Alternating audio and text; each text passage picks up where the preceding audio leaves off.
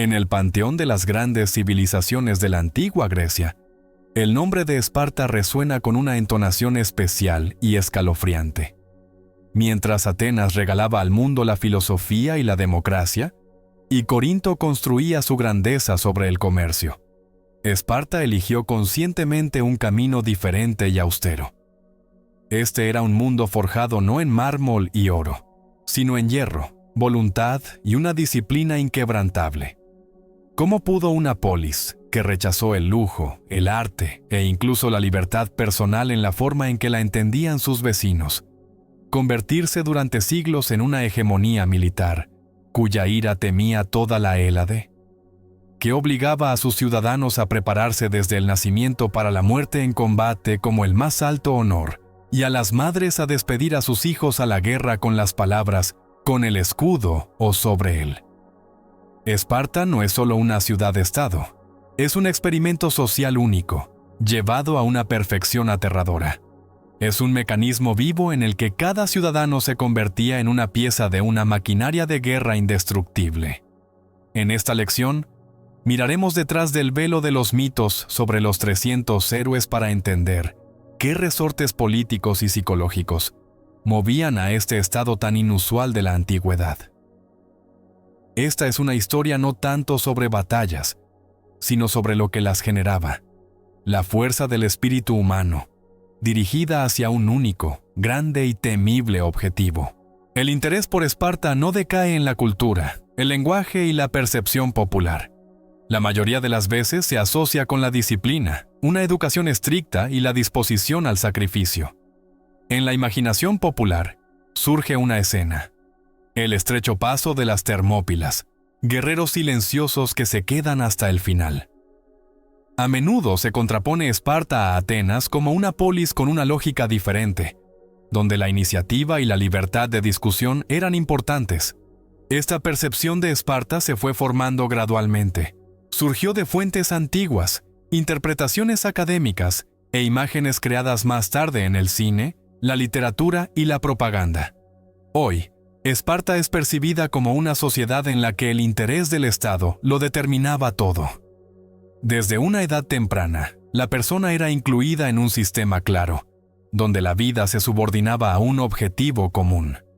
El comportamiento, el pensamiento, la forma de actuar, todo se construía en torno a la idea de preservar un orden estable. La educación, la vida cotidiana y la distribución de roles en la sociedad, todos estos elementos funcionaban para que en cualquier momento el ciudadano pudiera actuar de manera coordinada y sin reflexiones innecesarias. La leyenda de Esparta surgió de una situación histórica concreta. Era una ciudad relativamente pequeña en número de habitantes, rodeada de una población dependiente y a menudo descontenta. La seguridad de Esparta se garantizaba mediante la organización interna y la disposición a actuar en cualquier momento. La sociedad vivía en un régimen de movilización constante. Esta configuración permitió mantener la estabilidad durante mucho tiempo, incluso en condiciones de inestabilidad externa. La fuerza militar de Esparta fue el resultado de una estructura social en la que el ejército no era una estructura separada, sino una continuación directa de toda la vida. La educación de los niños, la rutina diaria, la estructura de la alimentación y la propiedad, todo se formaba de tal manera que la persona percibiera la participación en la batalla como un deber natural y no como un evento excepcional.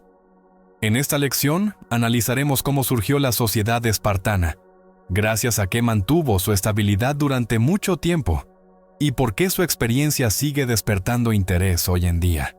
Nos interesará no solo el aspecto militar, sino también los mecanismos sociales y culturales que lo generaron.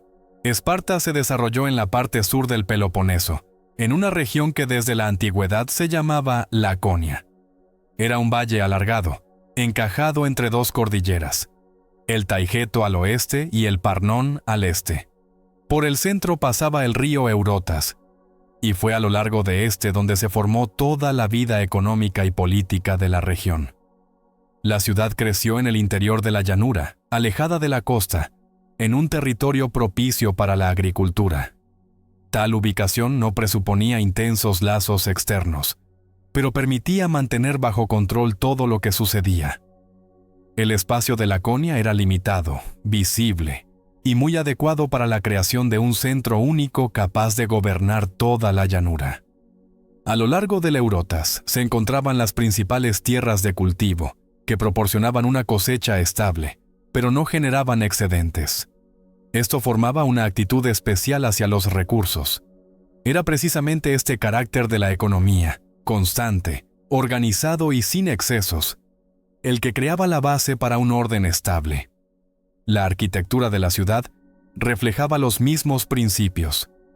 La construcción se desarrollaba sin un plan estricto, pero con una lógica práctica. Los edificios se ubicaban cerca del suelo, casi no se usaban adornos. Las construcciones centrales, como templos, cuarteles y lugares de reunión, cumplían sus funciones, pero no demostraban riqueza. La simplicidad se percibía como una forma de dignidad. El espacio de la ciudad contribuía a la contención general, tanto visual como organizativamente. No se construyeron murallas defensivas alrededor de Esparta. La propia ubicación, lejos de las incursiones marítimas y rodeada de montañas, reducía la necesidad de fortificaciones. La principal defensa se consideraba la estructura interna, el ejército, el orden y la disposición colectiva. La ciudad estaba abierta pero bajo vigilancia constante. El sistema no suponía secretismo, se basaba en la disciplina. La geografía de Laconia favoreció la formación de un modelo cerrado y cohesionado. De esto surgió el orden espartano, no como una idea, sino como una reacción directa a las condiciones en las que se desarrollaba la vida. El territorio de Laconia estuvo habitado mucho antes de la aparición de Esparta. Ya en la Edad del Bronce, a lo largo del río Eurotas, existían asentamientos agrícolas vinculados al mundo micénico. Estas comunidades construían fortificaciones, enterraban a sus líderes en túmulos y, a juzgar por los hallazgos arqueológicos, estaban bajo la influencia de la cultura micénica. Aquí vivían los aqueos, portadores de la tradición griega temprana. Fueron ellos quienes controlaron la tierra hasta el comienzo de la Gran Migración. Hacia finales del siglo XII a.C., en el contexto del declive general del sistema micénico, comenzaron desplazamientos masivos de pueblos. Llegaron nuevas tribus que hablaban un dialecto diferente, tenían otras costumbres y una organización militar distinta. Más tarde los llamarían dorios. Estas gentes traían consigo otro modelo de organización, orientado a la estructura bélica, cerrado e independiente de la tradición palaciega. El movimiento se produjo en oleadas, se desarrolló lentamente, pero fue decisivo para el futuro de la región. Los dorios ocuparon el valle del Eurotas y comenzaron a construir aquí sus asentamientos. Los antiguos centros aqueos dejaron de existir o fueron absorbidos. La población local se mantuvo, pero perdió su autonomía. Se produjo un proceso por el cual la cúpula de la sociedad pasó a estar formada por clanes militares llegados de fuera, mientras que los habitantes locales quedaban en una posición subordinada. La formación de la propia Esparta se llevó a cabo por etapas. Según testimonios de fuentes antiguas, la ciudad se formó a partir de 4 asentamientos: Limnas, Mesoa, Pitana y Sinosura.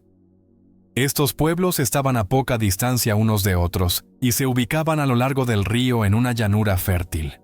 En algún momento, se unieron en una sola entidad política. Esta unión se convirtió en un hito importante. Fue entonces cuando Esparta dejó de ser una colección de asentamientos y se convirtió en una polis organizada. Para entonces, los dorios ya se habían establecido en Laconia. Controlaban las principales tierras a lo largo del Eurotas, y la población local quedó en una situación de dependencia. Así surgió una nueva sociedad, formada por origen. Los descendientes de los dorios obtuvieron el estatus de ciudadanos de pleno derecho, mientras que los demás habitantes, por lo general descendientes de la población local, conservaban su libertad personal pero estaban excluidos de la participación política. Así comenzó la estratificación social, que con el tiempo se formalizaría en un sistema estricto con una jerarquía rígida. El control militar sobre el territorio se realizó por etapas, y a cada parcela se le encontró un uso. La tierra aseguraba la cosecha, determinaba el estatus y daba derecho a participar en la vida de la polis. La distribución de las tierras significaba la participación en el consejo, las asambleas y el ejército. Quienes no poseían tierras quedaban en un segundo plano. La ciudad que se formó como resultado de la unión tenía sus propias particularidades. Estaba situada en una llanura, dispersa y sin una estructura clara. La construcción se llevaba a cabo sin un plan regular. A diferencia del ágora ateniense o las fortalezas de Tirinto, en Esparta no había murallas masivas ni espacios públicos monumentales. El énfasis principal se ponía en la funcionalidad, la solidez y la estabilidad.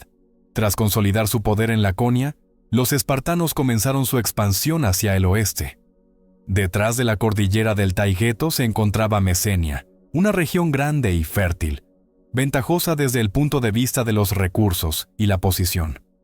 La tierra aquí daba cosechas estables, el clima era más suave y las llanuras más amplias. En su potencial, Mesenia superaba considerablemente a Laconia. La población de esta región conservaba la tradición predoria.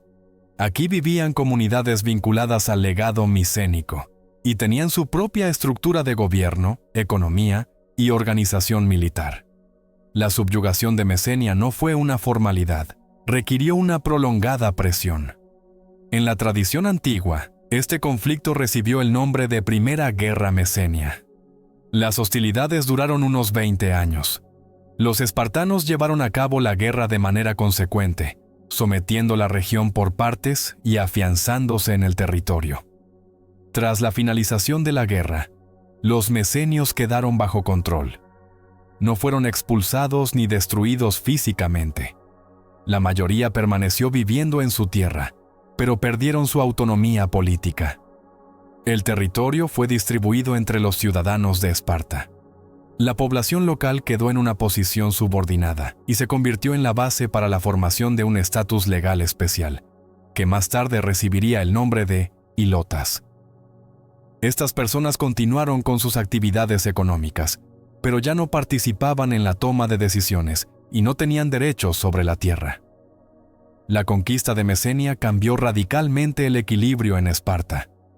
A la minoría numérica de ciudadanos de pleno derecho se añadió una masa de población subordinada, vinculada a un territorio concreto pero no incluida en el sistema político. Esto creó una tensión demográfica constante. Según estimaciones de autores antiguos, la población dependiente superaba en varias veces el número de ciudadanos. La proporción era inestable, y los espartanos lo entendían. A partir de ese momento, la seguridad interna se volvió tan importante para Esparta como la defensa externa. En el sistema comenzaron a formarse mecanismos permanentes de vigilancia, represión y control. La sociedad no lo percibía como una excepción, sino como parte del orden. Mantener el estatus de ciudadano requería no solo la participación en las asambleas, sino también la disposición a actuar dentro de la polis. El miedo a perder el control se convirtió en una parte habitual del pensamiento. Esparta no buscaba la expansión por el territorio, buscaba la estabilidad, pero cada territorio conquistado añadía no solo tierra, sino también riesgos. Había que hacer algo al respecto. Por lo tanto, todo el modelo político posterior se desarrolló ya en condiciones de presión numérica y tensión interna constante. Esparta comenzó a vivir como un ejército acantonado en el centro del país. Cuantos más recursos había, más rígidamente había que construir el sistema para mantenerlo en equilibrio. La sociedad espartana no se dividía en ricos y pobres, se dividía entre quienes tenían derecho a decidir el destino de la polis y todos los demás. En este sistema, el lugar central lo ocupaban los espartiatas, o aquellos a quienes se llamaba ciudadanos. Eran pocos, pero eran ellos quienes constituían la columna vertebral de la estructura política y militar. Uno solo podía convertirse en espartiata por nacimiento. Este estatus no se otorgaba por méritos ni se concedía por decisión de la asamblea. Se transmitía por sangre, por línea paterna, de ciudadano a hijo. Incluso en la propia Esparta, el número de estas personas era limitado, y con los años solo disminuía. Un espartiata de pleno derecho gozaba de una posición especial. Tenía una parcela de tierra y el derecho a su uso vitalicio. La tierra se consideraba estatal, pero estaba asignada a un linaje. Debía ser cultivada por otros, principalmente agricultores dependientes, adscritos a la parcela. El espartiata no se ocupaba de la economía. Sus tareas eran servir en el ejército, participar en las asambleas, criar descendencia y preservar el orden. La preparación militar comenzaba temprano. Ya a la edad de 7 años, los niños eran apartados de sus familias e integrados en el sistema de educación, la agogé. A partir de ese momento, ya no pertenecían a su hogar. Se les enseñaba a no expresar sus opiniones, sino a escuchar, a no quejarse, sino a soportar. Todo se construía en torno a la disciplina, la acción colectiva y la resistencia bajo presión. El espartiata era educado como un elemento del orden general. Cuando un niño se convertía en joven, pasaba por pruebas. Si las superaba, era admitido en la sociedad masculina. A partir de ese momento, obtenía el derecho a comer en el comedor común y se le consideraba parte del cuerpo cívico. Sin la participación en este círculo, una persona perdía sus derechos políticos. Podía seguir siendo residente de la ciudad, pero ya no se le consideraba ciudadano. El servicio en el ejército duraba prácticamente toda la vida adulta. Un espartiata debía estar listo para la movilización en cualquier momento. El sistema no permitía el empleo privado. El tiempo, las fuerzas y la atención del ciudadano pertenecían a la polis. Todo lo demás era secundario. Incluso la familia se percibía como un eslabón entre generaciones y no como una esfera personal. La tarea principal era preservar el orden, no defraudar a los camaradas y transmitir el sistema. El número de espartiatas disminuyó gradualmente, y había varias razones. No todos los niños pasaban la selección, y no todos los jóvenes soportaban la educación. Aquellos que no podían asegurar su participación en la comida común también eran excluidos. Como resultado, el número de ciudadanos de pleno derecho para el período clásico se redujo a varios miles de personas. Esto creaba tensión dentro del sistema.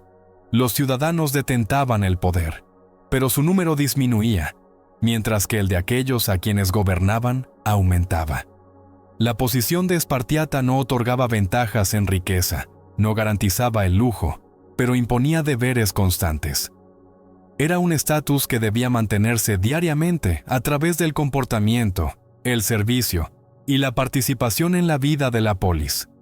No era posible eludirlo.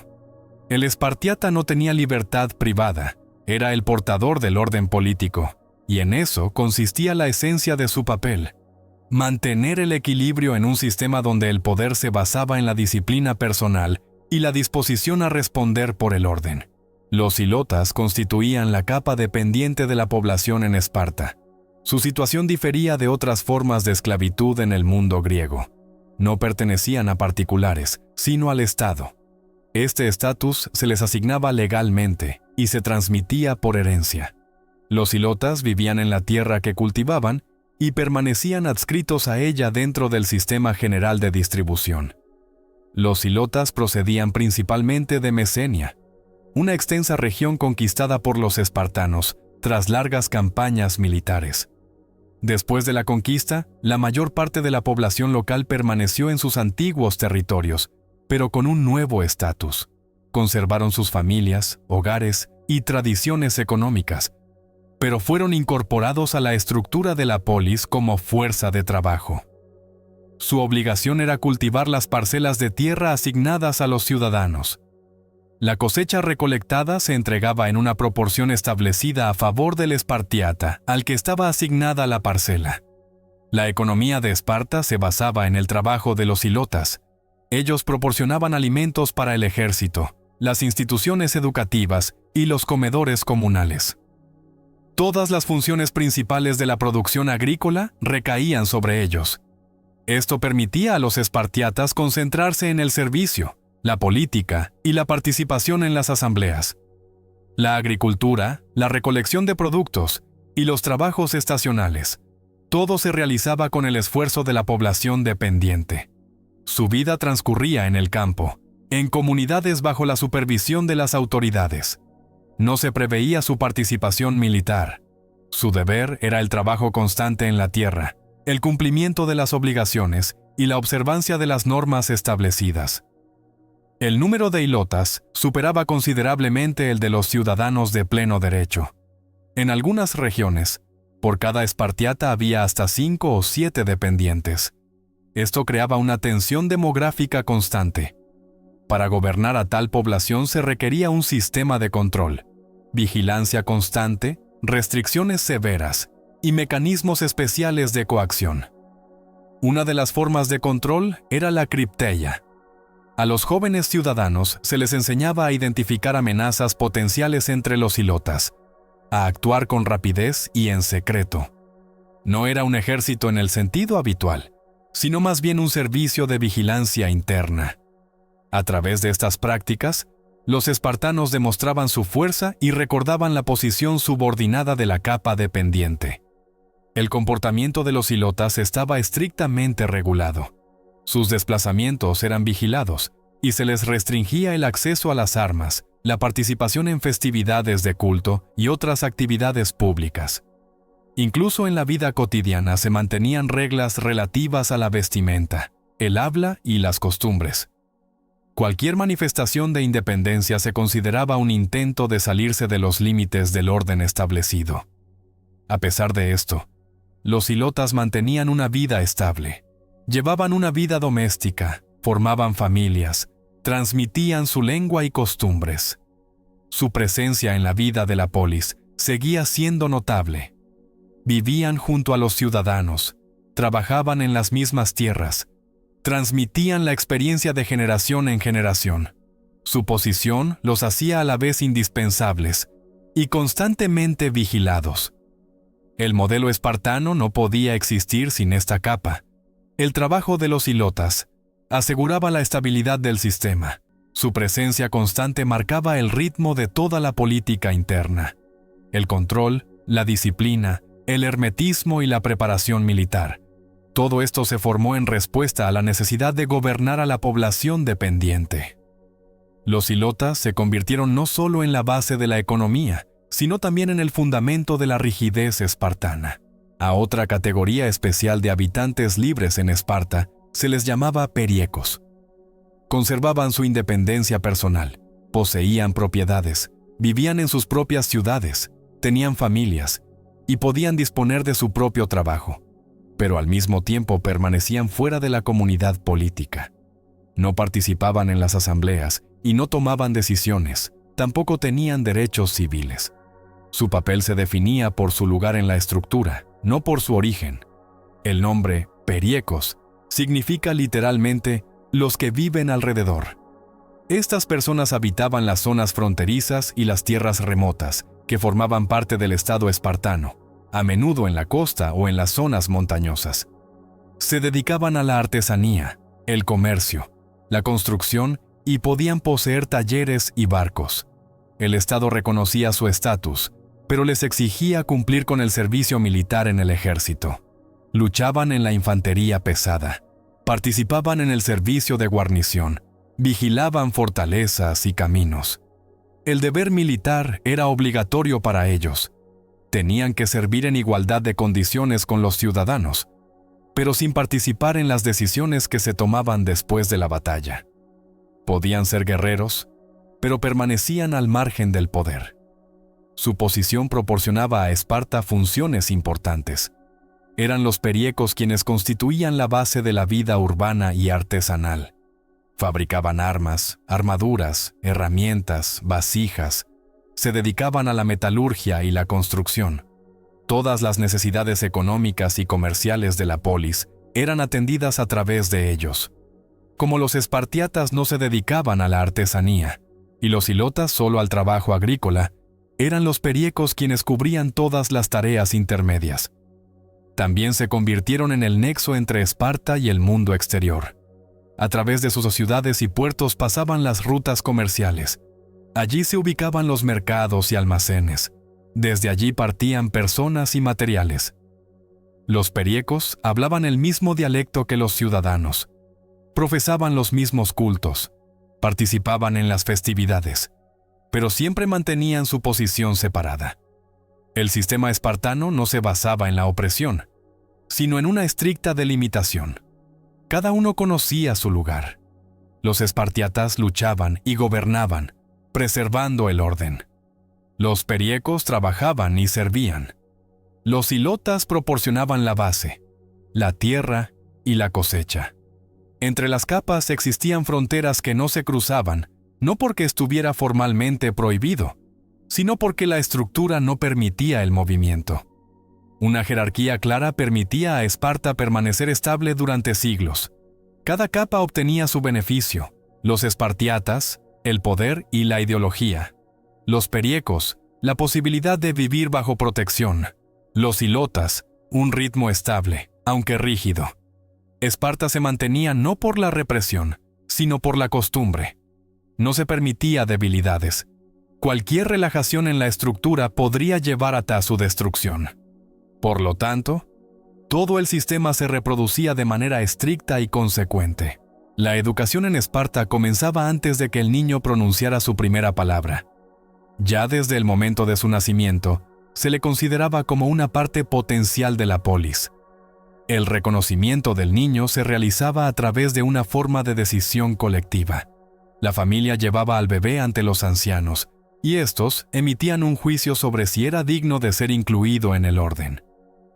Este momento se convirtió en la base de una de las imágenes más persistentes: la roca del Taygeto. En la tradición antigua se menciona un lugar llamado Apotetas, donde se dejaba a los bebés considerados no aptos.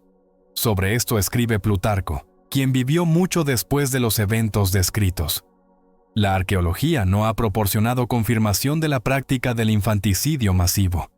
Pero incluso si no se trataba de arrojarlos, sino de una exclusión simbólica, lo importante es la esencia. El derecho a un lugar en el sistema no se daba por el hecho de nacer, sino que se afirmaba por una decisión de la sociedad. Después de la aprobación, el niño permanecía en la familia, pero no por mucho tiempo.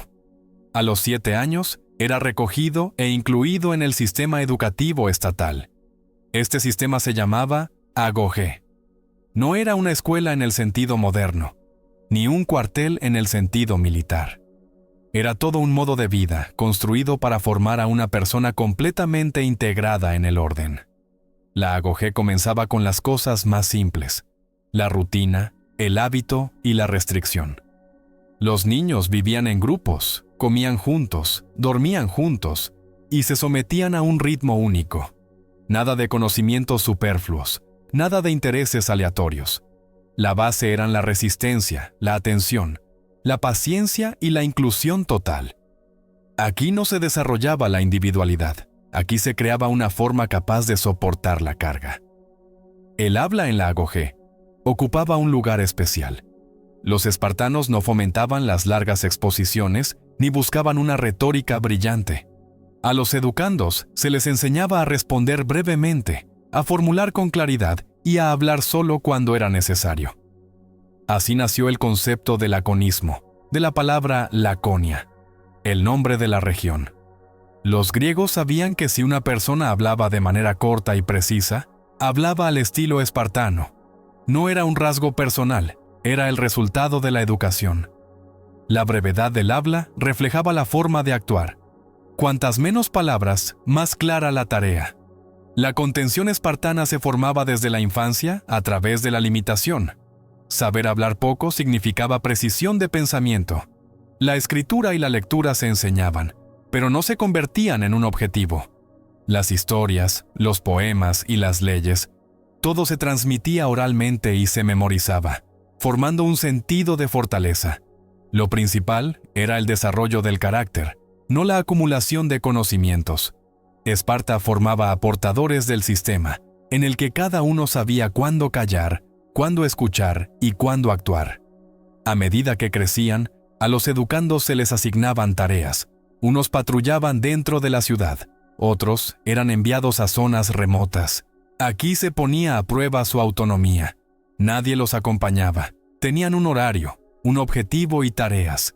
El cumplimiento se supervisaba por los resultados. Esta práctica los preparaba para una vida donde la atención, la habilidad para observar y no perder el control eran más valoradas que la fuerza. La finalización de la agogé tenía lugar a los 18 años, pero incluso después de eso, el estatus de ciudadano aún no estaba asegurado. Para la iniciación completa, era necesario ser aceptado en la Syssitia, una hermandad masculina donde se realizaban las comidas comunes. Era esta participación la que lo convertía en parte del círculo de iguales. Solo entonces podía hablar en la asamblea, participar en la guerra y decidir el destino de la polis. Y era todo lo anterior lo que hacía única a la agogé. No enseñaba, reproducía una estructura que se sostenía en el reglamento y la costumbre. En esto residía su objetivo.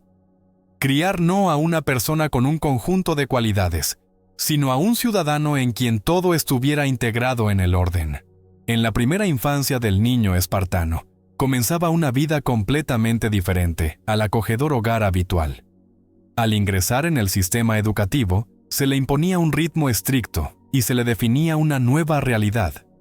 En esta colectividad, se establecía un orden en el que las acciones de cada uno se reflejaban en todo el grupo.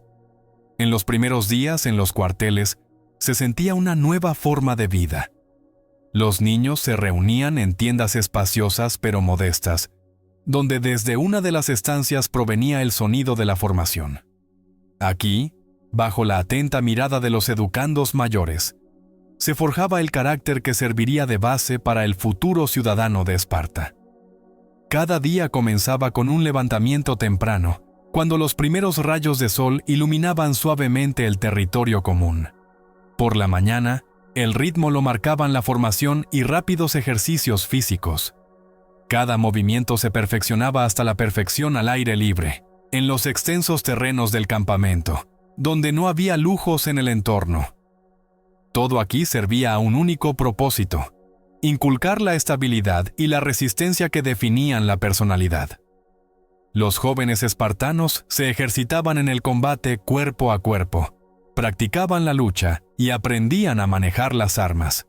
Los movimientos se repetían con una precisión comparable al ritmo de un reloj, y todo el sistema estaba subordinado a la idea del desarrollo uniforme del cuerpo y el espíritu.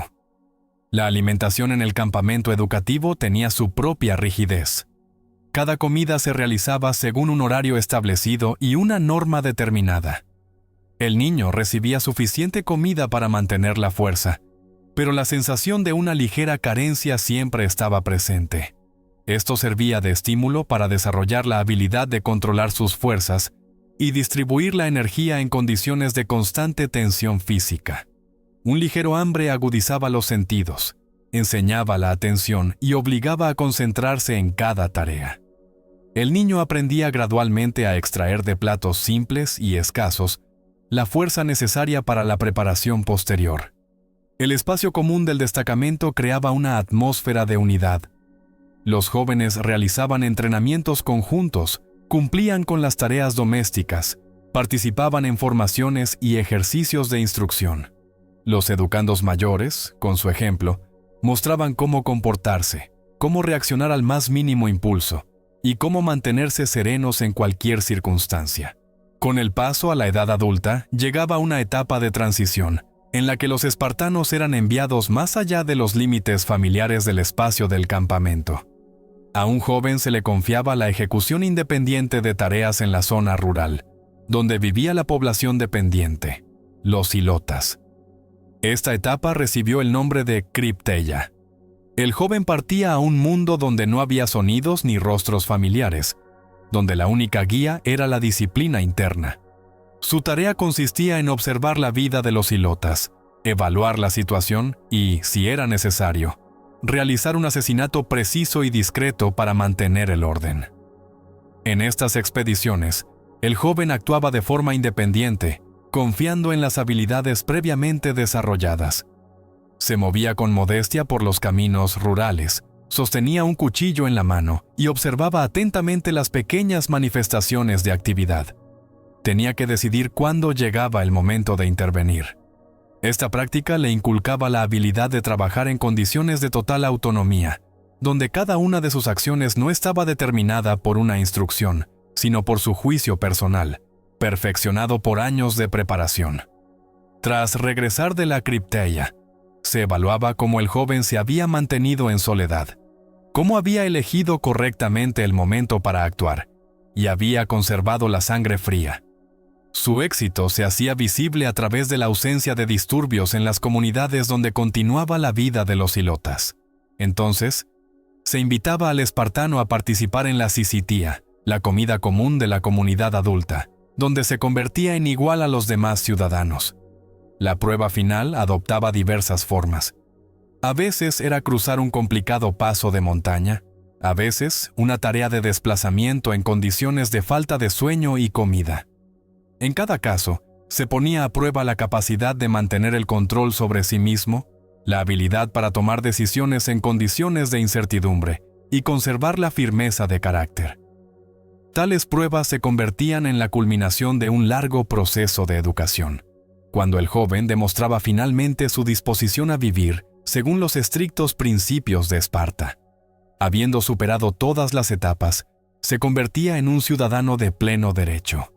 Recibía no solo tierra y armas, sino también el derecho a participar en el gobierno de la polis, convirtiéndose en un elemento de un orden unificado.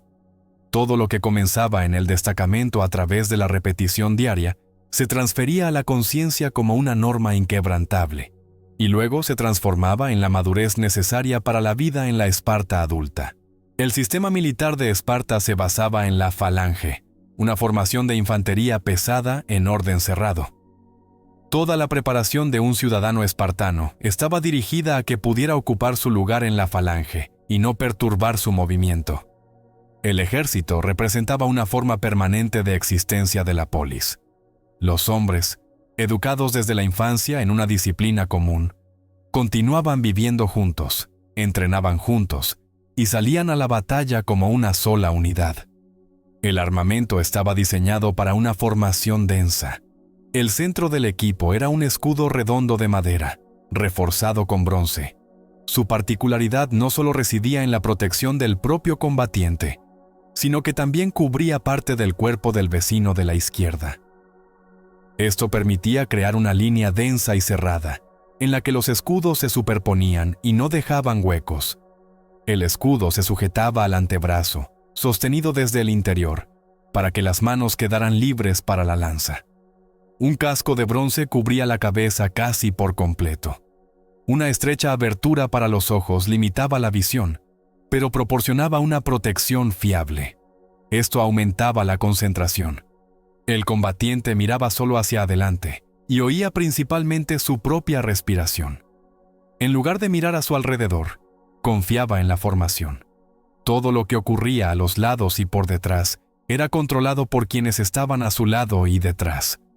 Una coraza de bronce protegía el pecho y la espalda.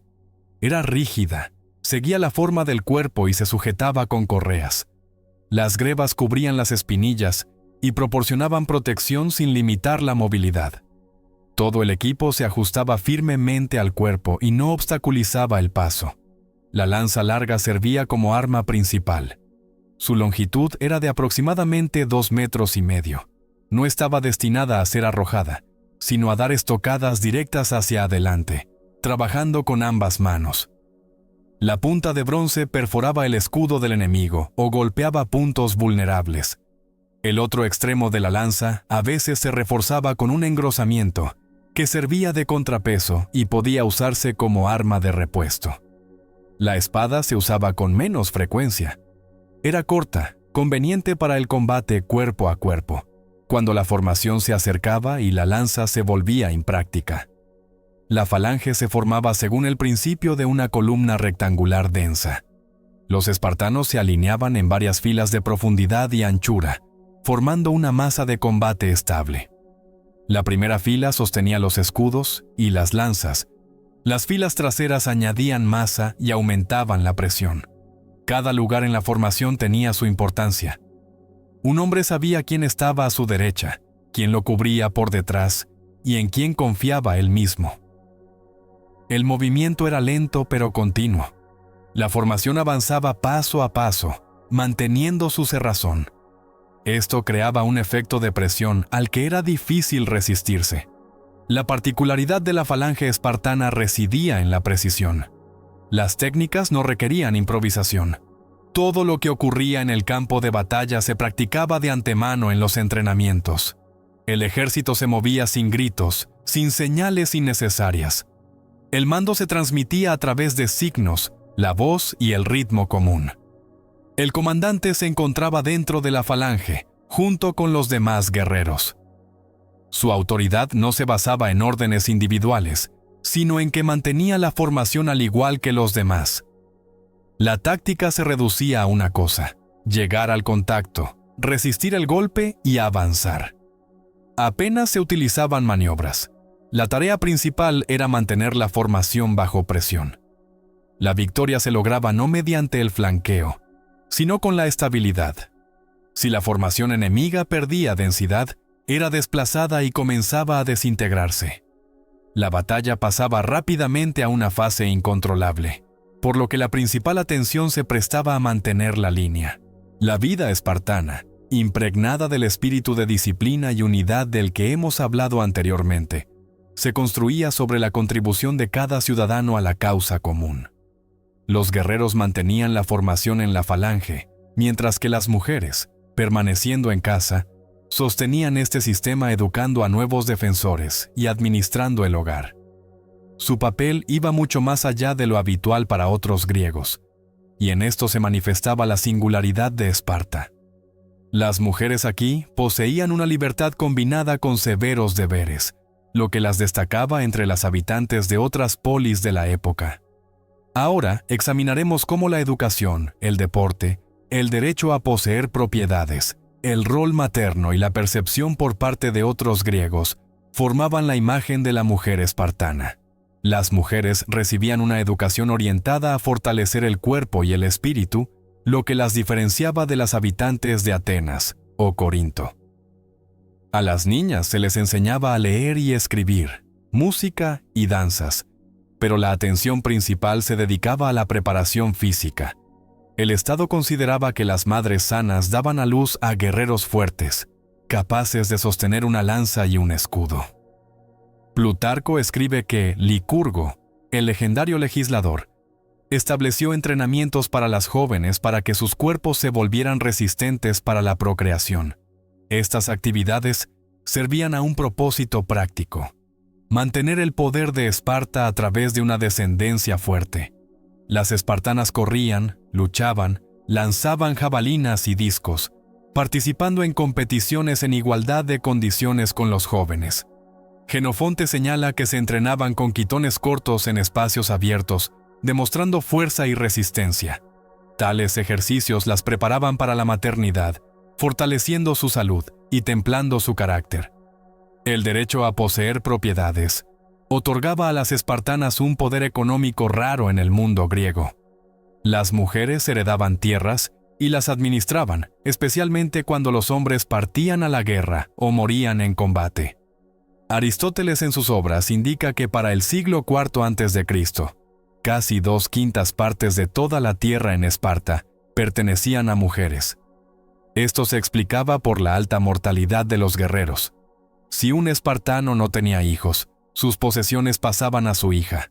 Las mujeres casadas conservaban el control sobre su dote, y esto aumentaba su importancia en la sociedad.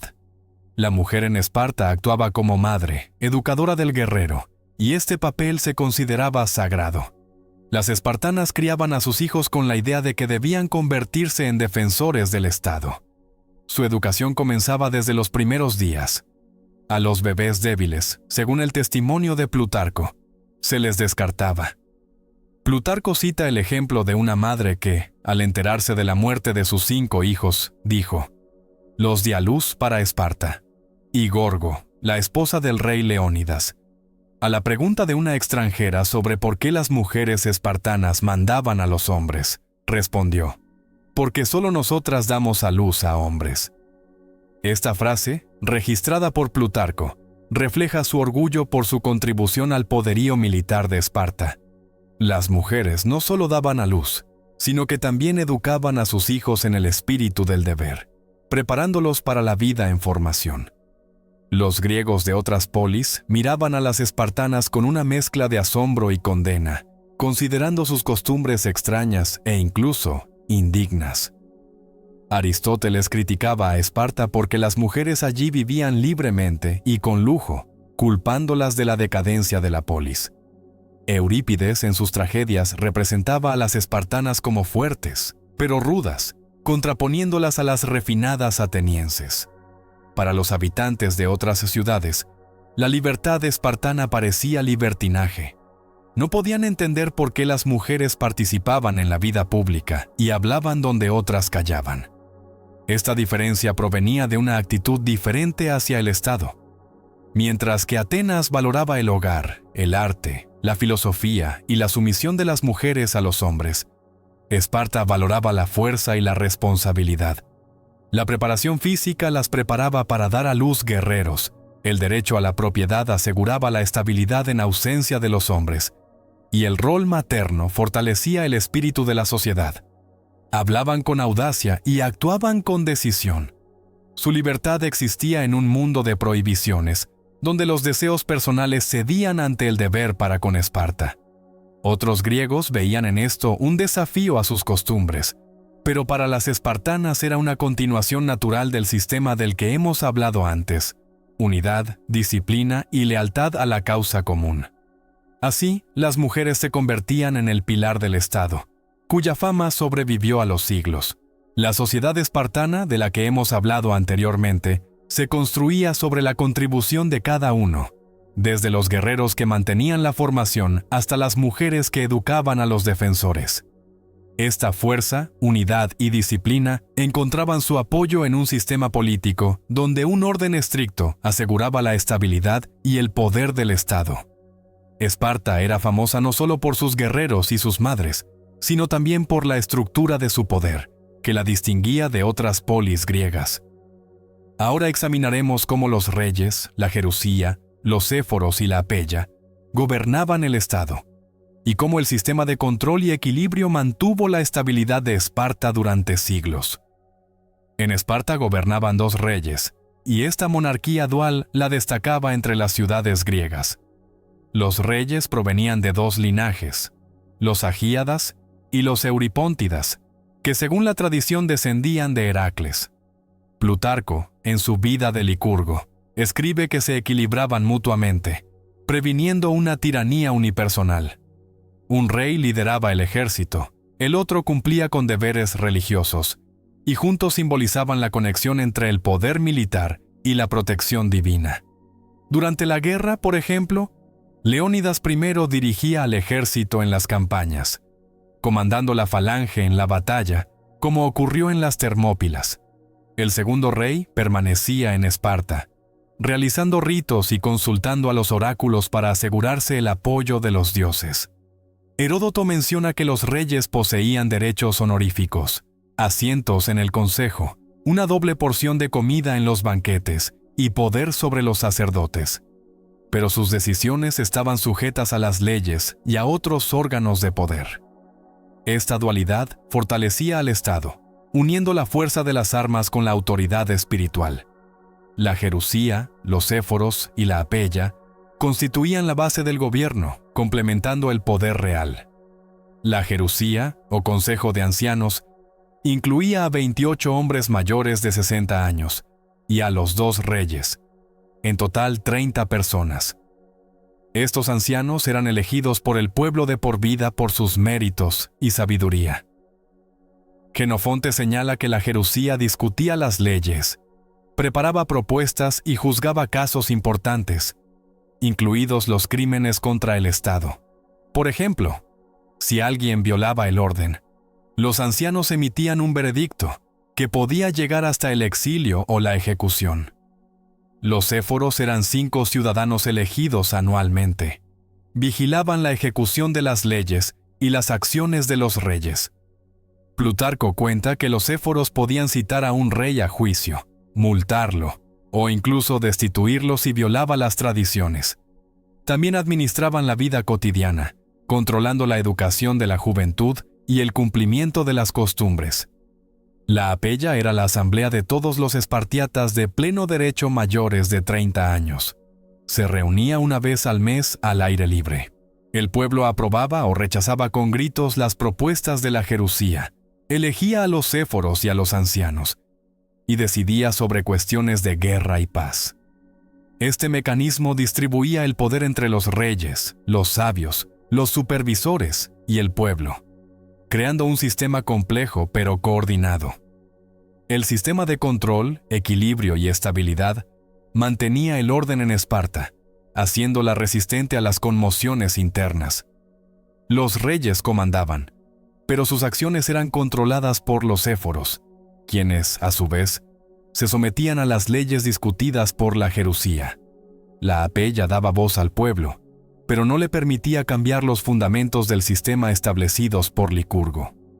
Aristóteles elogiaba a Esparta por su combinación de monarquía, oligarquía y democracia. Los reyes encarnaban el poder de uno, la Jerusía el poder de pocos y la Apella el poder del pueblo. Cada año, los éforos juraban cumplir las leyes, y los reyes juraban gobernar con justicia, lo que fortalecía la confianza mutua.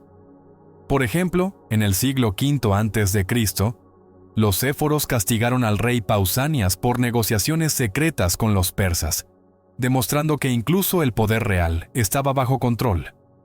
Heródoto describe casos en los que la Apella rechazó con gritos una propuesta de paz con Atenas, manteniendo el curso hacia la guerra. Este sistema prevenía la arbitrariedad.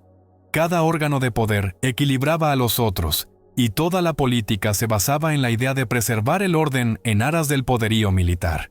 Los reyes inspiraban al ejército y al pueblo. La Jerusía aseguraba la sabiduría y la continuidad. Los éforos vigilaban la disciplina. Y la Apella daba a los espartanos un sentido de participación en el gobierno. Plutarco cita las palabras de Licurgo: un estado es fuerte cuando todas sus partes trabajan juntas. Esta armonía permitía a Esparta superar crisis, como las guerras con los persas o las revueltas de los ilotas, manteniendo la estabilidad donde otras polis se derrumbaban. Por ejemplo, en el siglo VI a.C., cuando el rey Cleómenes I intentó fortalecer su poder, los éforos y la Jerusía lo detuvieron, restaurando el equilibrio. El sistema político espartano difería de la democracia ateniense o de la tiranía de otras ciudades. Los atenienses daban el poder al pueblo a través del voto directo, mientras que en Esparta el pueblo participaba, pero bajo el control de los ancianos y los éforos.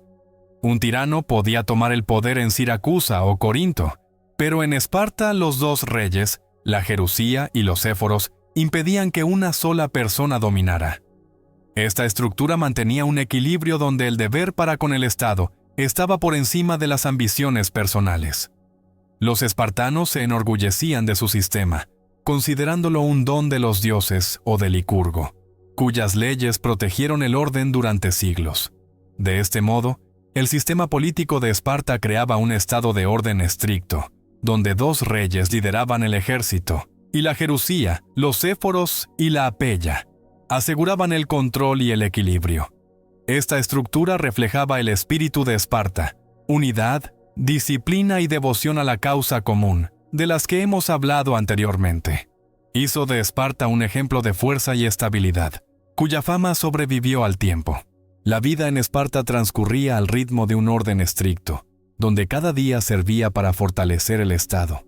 Los espartanos compartían una comida sencilla, vivían en el ascetismo, rechazando la riqueza, y encontraban apoyo en la fe y las tradiciones. Su vida cotidiana, su trabajo y sus creencias se entrelazaban en un todo, creando una comunidad donde lo personal se subordinaba al bien común. Los hombres ciudadanos se reunían en las sicitías comidas conjuntas, lo que fortalecía su espíritu de lucha. Comían harina de cebada, vino, un poco de queso o higos, y a veces carne de caza.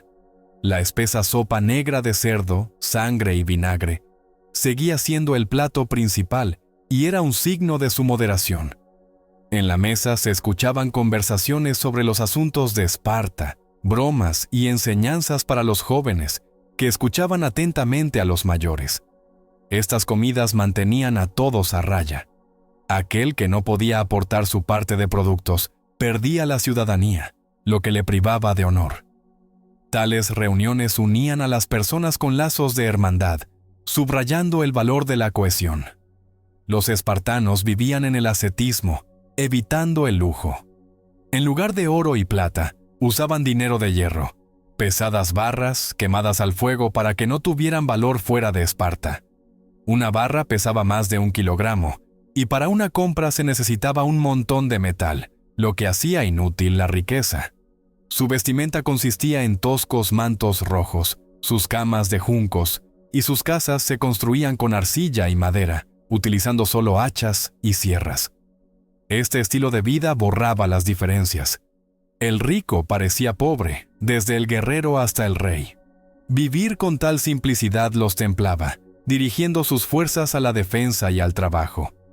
La fe en los dioses y la veneración del pasado llenaban sus días de sentido.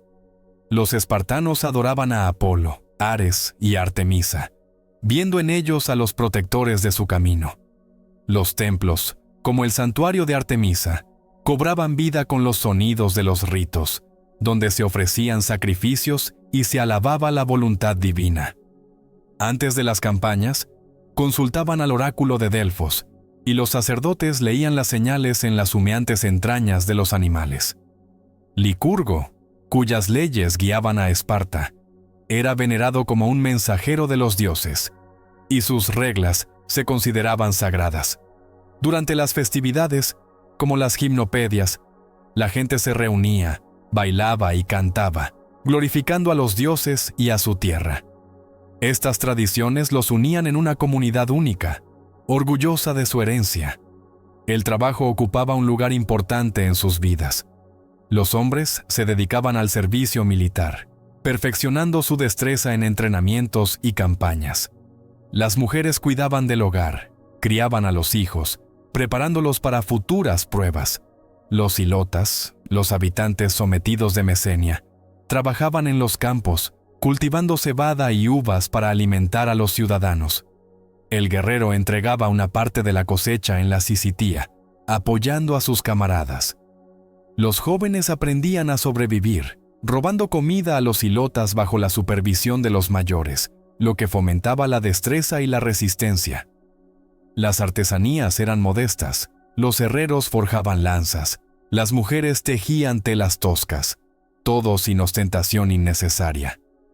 Cada uno aportaba su contribución, ya fuera un guerrero en el campo de batalla o un agricultor en el campo. El estilo de vida espartano se destacaba entre las costumbres de otros griegos. Los atenienses se rodeaban de mosaicos, ropas vistosas y monedas sonoras, mientras que los espartanos se contentaban con paredes de arcilla, lana y dinero de hierro. Los corintios construían ricos puertos, mientras que Esparta se aferraba a la tierra, fortaleciendo la disciplina. Un espartano dijo: «Somos pobres para que no nos encadenen y para que las cosas no nos posean». Este principio fomentaba la igualdad y la fuerza de espíritu. Los niños desde pequeños andaban descalzos y comían poco, acostumbrándose a las dificultades por el futuro de Esparta. Las sicitías unían a la gente, el ascetismo eliminaba la envidia, y la fe en los dioses y en Licurgo les daba un propósito. Los espartanos se consideraban guardianes del orden establecido siglos atrás. Esta convicción les ayudó a resistir en las batallas contra los persas en el siglo V a.C. y a mantener a raya a los ilotas. Sus días podían parecer duros, pero era precisamente esta rigidez lo que los convertía en una fuerza temible, que infundía respeto a sus vecinos. La vida en Esparta, llena de un severo ascetismo, forjaba guerreros listos para convertirse en un muro frente al enemigo. Sus lanzas se alzaban al cielo, y sus escudos se unían en una muralla para enfrentar al enemigo con una voluntad inquebrantable. La gloria espartana nacía en los campos de batalla, donde demostraban la fuerza de la unidad y el honor. Ahora nos dirigimos a las guerras médicas, la hazaña en las Termópilas, así como a la historia de Leónidas y sus 300 espartanos, donde la verdad de la batalla se fusiona con el aliento de los mitos. Las guerras médicas se convirtieron en el tiempo en que Esparta se alzó como el escudo de la Hélade contra el gigante oriental. En el siglo V a.C., el rey persa Jerjes reunió un ejército innumerable para aplastar las ciudades libres de Grecia. Guerreros de Media, Bactria e India, escitas y egipcios marchaban bajo sus estandartes. Su número alcanzaba decenas de miles. Jerjes construyó un puente de barcos sobre el Helesponto, y su flota, como una bandada de aves rapaces, navegaba a lo largo de las costas, amenazando con engullir la Hélade. Esparta, mano a mano con Atenas y otras polis, se levantó en defensa de la libertad. En el año 480 a.C., el camino de los persas pasaba por las Termópilas, un estrecho desfiladero donde los griegos decidieron detener al enemigo. Esta batalla pasó a la eternidad como un símbolo de valentía frente a una fuerza formidable. Leónidas, rey del linaje de los Agíadas, condujo a 300 espartanos a las Termópilas. Pero, ¿por qué llevó tan pocos guerreros, dejando miles en Esparta? La festividad de las Carneas ataba las manos de Esparta. Una campaña completa habría violado un juramento sagrado, y la sombra persa ya se cernía sobre la Hélade. Leónidas eligió a 300 personas de la tropa de élite de guardaespaldas, cada uno de los cuales tenía hijos para que su linaje no se extinguiera. A ellos se unieron unos 1000 aliados, tebanos, tespios y locrios, llevando el número a 4000 al comienzo de la batalla. Su tarea era detener a Jerjes, dar tiempo a Esparta y a Grecia para reunir las fuerzas principales para la resistencia. Los combates en las Termópilas estallaron desde el primer día, cuando los persas lanzaron a la batalla a la infantería meda. Los espartanos se formaron en falange en el desfiladero, cuya anchura no superaba los 20 metros. Los escudos se cerraron firmemente en un muro de bronce y las lanzas de 2,5 metros de largo apuntaban al enemigo. Los medos caían bajo una lluvia de golpes, sus escudos ligeros se rompían bajo el embate espartano. Jerjes desplegó a los inmortales, 10,000 guerreros de élite, cuyo nombre resonaba en todo el imperio. Se les llamaba así porque los caídos eran reemplazados inmediatamente por combatientes frescos, manteniendo la formación. Con armaduras de escamas, lanzas cortas y escudos de mimbre, se lanzaron sobre los griegos.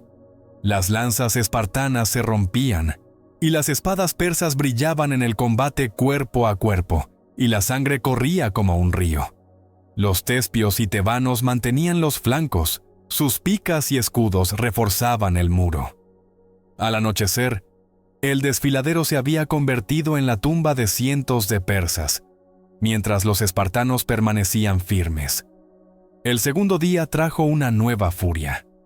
Jerjes lanzó a la batalla a arqueros y caballería. Las flechas llovían, pero los espartanos levantaban sus escudos en tortuga, repeliendo la lluvia con bronce. La caballería de Jerjes, orgullo de las estepas, se atascaba en el desfiladero.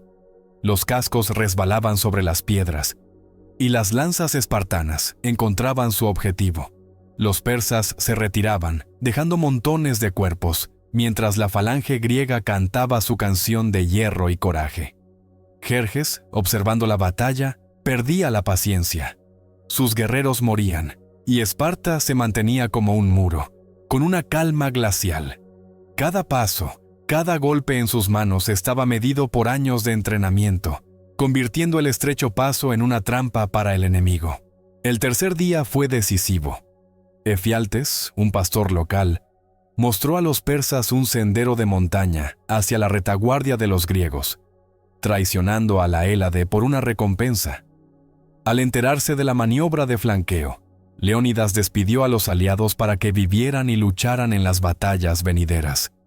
Quedaron los 300 espartanos y 700 tespios, listos para morir pero no para retroceder. Los persas los rodearon, los cubrieron de flechas. Los espartanos lucharon con furia, rompiendo sus lanzas, tomaron sus espadas y luego piedras y puños. Leónidas cayó en combate cuerpo a cuerpo. Los guerreros defendieron el cuerpo del rey hasta el último aliento. Jerjes tomó las Termópilas a costa de miles de vidas, dejando tras de sí un campo sembrado de muertos y una lección eterna de resistencia. Leónidas y sus 300 espartanos se convirtieron en leyenda. Pero, ¿dónde termina la historia y comienza el mito? Su decisión de resistir hasta el final nació del espíritu espartano, pues la muerte en batalla es la corona, y la vergüenza de la retirada es peor que la muerte. Retuvieron a Jerjes, dando a Grecia tiempo para los triunfos en Salamina y Platea, en los años 480 y 479 a.C. Sin embargo, los relatos de millones de persas y de los solitarios 300 guerreros crecieron con cada siglo. Heródoto, que vivió una generación después, ya mezclaba hechos con leyendas. Los aliados lucharon hasta el último día. El oráculo predijo la muerte de un rey por el bien de Esparta, y las palabras de Leónidas, «Desayunaremos aquí y cenaremos en el infierno», inspiraron a las generaciones futuras. Estos detalles, quizás ficticios, reflejan su esencia. Después de la batalla, los griegos erigieron un monumento con la inscripción: «Caminante, ve y di a los espartanos que aquí yacemos, fieles a sus leyes». Rindiendo homenaje a su hazaña, las guerras médicas elevaron a Esparta a las cimas de la gloria. Después de las Termópilas, el rey Pausanias condujo a 10.000 espartanos a la victoria en Platea, aplastando a los persas y consolidando a Esparta como el pilar del Peloponeso. Las Termópilas, sin embargo, permanecieron como un símbolo eterno, donde Leónidas y sus guerreros encendieron el fuego del heroísmo, que arde a través de los siglos. El poder espartano, forjado en el crisol de la guerra del Peloponeso, los elevó a las cimas de Grecia, donde la falange aplastaba a los enemigos y la flota de Lisandro derrotaba a Atenas. Pero la gloria es efímera. La fuerza se agotó y un nuevo enemigo se alzó para desafiar su grandeza. Ahora nos dirigimos al declive y la caída, donde la batalla de Leuctra puso fin a su supremacía militar. Las crisis internas minaban sus cimientos, y la incapacidad de adaptarse a un mundo nuevo llevó a la otrora poderosa potencia a la sombra de la historia. La guerra del Peloponeso dejó a Esparta como señora de Grecia, pero su poder resultó ser frágil. Aliados como Corinto y Tebas se cansaron del yugo espartano, y el oro persa que les había dado la victoria sobre Atenas se convirtió en una carga. La paz de Antálcidas en el año 387 a.C. obligó a Esparta a ceder las ciudades de Asia Menor a los persas, causando murmullos entre los griegos. Dentro de Esparta, el número de espartiatas o ciudadanos de pleno derecho disminuía. Las guerras se cobraban vidas, las duras costumbres eliminaban a los débiles, y a principios del siglo IV a.C., quedaban menos de 1.000 de ellos, en comparación con los 8.000 en sus días de apogeo. El ejército se debilitaba, la alianza se resquebrajaba, pero Esparta se aferraba a su antigua gloria, hasta que Tebas asestó un golpe mortal. La batalla de Leuctra en el año 371 a.C. marcó el fin de la supremacía militar espartana. El general tebano Epaminondas reunió un ejército para romper su yugo. Su ejército, reforzado por el batallón sagrado de 150 parejas de guerreros de élite, se dirigió a la llanura de Leuctra en Beocia. Esparta, bajo el mando del rey Cleombroto I, presentó 12.000 hoplitas, de los cuales solo 700 eran espartiatas. Sus mantos rojos ondeaban al viento, sus lanzas brillaban bajo el sol, y la falange se alineó en su formación habitual. Pero Epaminondas superó en astucia al enemigo. Reforzó el flanco izquierdo hasta 50 filas de profundidad, en lugar de las 8 habituales, y lo lanzó contra el centro espartano. El batallón sagrado se estrelló contra las filas de los espartiatas. La caballería atacó por la retaguardia, y la formación vaciló. Cleombroto cayó, 400 espartiatas quedaron en el campo y los demás huyeron. Por primera vez, la falange espartana cayó y la fama de invencibilidad se extinguió ese día. Las consecuencias de Leuctra sacudieron a Esparta. En el año 370 a.C., Epaminondas invadió Laconia, algo que los enemigos no habían hecho en siglos. Los campos ardieron, los hilotas se rebelaron. Y Mesenia, la tierra de los esclavos que alimentaba a Esparta, obtuvo su libertad. La mitad de las tierras y la fuerza de trabajo se perdieron. El número de hoplitas se redujo a 200. Los aliados de la Liga del Peloponeso le dieron la espalda. Corinto y Argos hicieron las paces con Tebas, dejando a Esparta sola. Los tebanos aplastaron su poder y se desmoronó como arena bajo el viento. Las crisis internas agravaron el declive.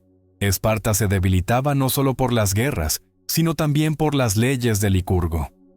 La tierra pasaba a los herederos, pero si no había hijos, las posesiones iban a las hijas o a familias ricas. Para el siglo IV a.C., 2/5 partes de las tierras de Esparta pertenecían a mujeres, y muchos hombres perdían su ciudadanía al no poder contribuir con su parte a las sicitías. La élite se enriquecía, mientras que los espartiatas, antaño guerreros y señores, se empobrecían. Su número disminuía, y los hilotas y periecos, las clases bajas, no podían llenar las filas del ejército. La dura educación de la Agogé eliminaba a los débiles, dejando a Esparta sin nuevos combatientes. La sociedad, construida sobre la igualdad y la disciplina, se fracturó. Los ricos se aferraban a las tierras, los pobres quedaban fuera de la formación, y la otrora temible falange perdía fuerza cada año. Esparta no supo adaptarse al nuevo mundo, donde las viejas costumbres cedían ante los cambios. Su fuerza residía en la falange y en una lacónica lealtad a las tradiciones, pero Epaminondas demostró que la táctica cambia el resultado. Macedonia, bajo Filipo II, se alzó en la década de los 340 a.C. Su falange, con las largas zarizas, superó a la espartana. Filipo II aplastó a los griegos en Queronea y amenazó a Esparta: «Si entro en Laconia, os destruiré». Los espartanos respondieron con una sola palabra: «Sí». Este desafío lacónico se convirtió en un ejemplo de su espíritu, pero no de su fuerza.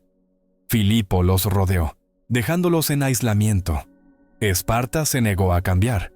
Las murallas que podrían haberla protegido nunca se construyeron. No se construyó una flota. El mundo avanzaba hacia alianzas e imperios, mientras Esparta se aferraba a un pasado donde el valor marcial lo decidía todo. El declive continuó inexorablemente. En el año 362 a.C., Epaminondas los derrotó de nuevo en Mantinea, aunque él mismo cayó en la batalla. Esta batalla no devolvió la grandeza a Esparta, sino que solo consolidó su debilidad. El rey macedonio Filipo II y sus herederos gobernaron Grecia, mientras Esparta permanecía al margen, su voz ahogada por el ruido de los nuevos tiempos. Las reformas de los reyes, Agis IV y Cleómenes III en el siglo III a.C., intentaron infundir vida en la ciudad moribunda. Agis repartió tierras, Cleómenes aumentó el número de ciudadanos, pero sus esfuerzos se estrellaron contra la resistencia de la élite. La Liga Aquea sometió a Esparta en el año 195 a.C., convirtiéndola en un socio menor. Roma, en el año 146 a.C., completó su camino, convirtiendo Laconia en una provincia. El ocaso de Esparta llegó en silencio. La ciudad, nacida para la guerra, no encontró lugar en un mundo de pragmatismo y comercio.